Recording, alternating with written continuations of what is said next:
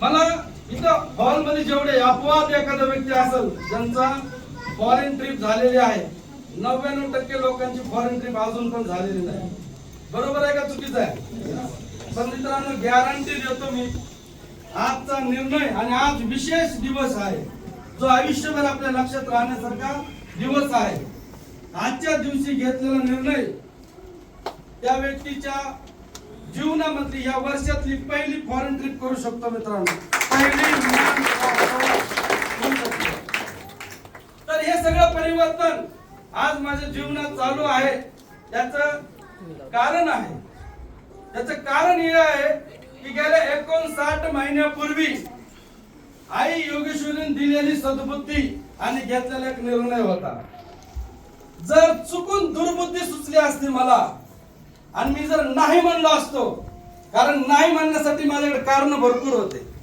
ती म्हणतात ना, नाही करण्यासाठी माणसाकडे 100 कारण असतात, पण करण्यासाठी माणसाकडे एकच कारण पाहिजे. कोणतं? आणि माझ्याकडे पहिलं कारण होतं, नाही म्हणण्यासाठी पैसेच नव्हते माझ्याकडे. अतिशय हालाकीचे दिवस चालू होते. दुसरं कारण होतं, आपल्या परिसरात कुणी नव्हतंच प्रोडक्टचा रिझल्ट आलेला. कुणाला आलाय का रिझल्ट? आपण जसं म्हणतो ना, रिझल्ट आला का कुणाला? प्रोडक्ट दमदार आहेत का? तिसरं कारण होतं, पैसे कुणी कमवलेत का? असं काय माहोल होता का? असं कुठलंही कारण माझ्या समोर होते. पण माझ्याकडे पहिलं कारण होतं, मला परिस्थिती बदलायची होती. हालाकीचे दिवस मला बदलायचे होते.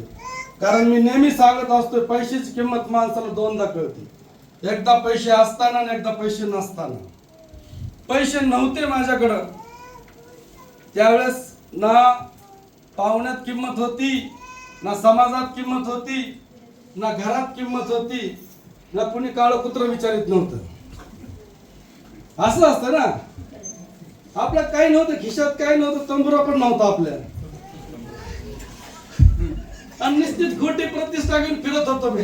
डीएड झालेला हुशार माणूस असं व्यक्ती होतो मी. अति शहाणा म्हणतो ना, अति शहाणी माणसं असतात बघा.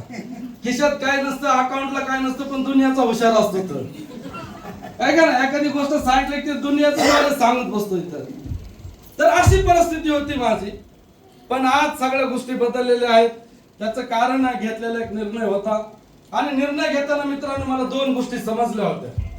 पहिली गोष्ट मला समजली की आपण ज्यांची नियत चांगली, देशभक्ती, इथे का नाही भावना, तर हीच भावना माझ्या मनात आली होती की आपण इमानदार लोकांसोबत, एक लीगल सिस्टम सोबत काम करणार आहे.